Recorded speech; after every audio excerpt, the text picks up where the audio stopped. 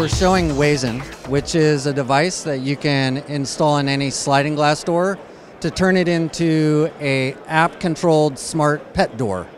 And you can control it with your phone, open the door from anywhere in the world. Also has a motion sensor, so your pet can let itself in and out, and it integrates with cameras. So you can see what's happening and then decide to open the door remotely. And can you show it to us real quick how it works? Absolutely. So it's got a motion detector, so if I stand close to the door, it opens automatically. And I'm just going to let it open here, and then you can set it to open and then close, or you can set it to open and close automatically. So it'll close itself after the dog passes through. And I'm sure that you want to see more of it. And of course, the full interview with Adam, let's meet at intotomorrow.com.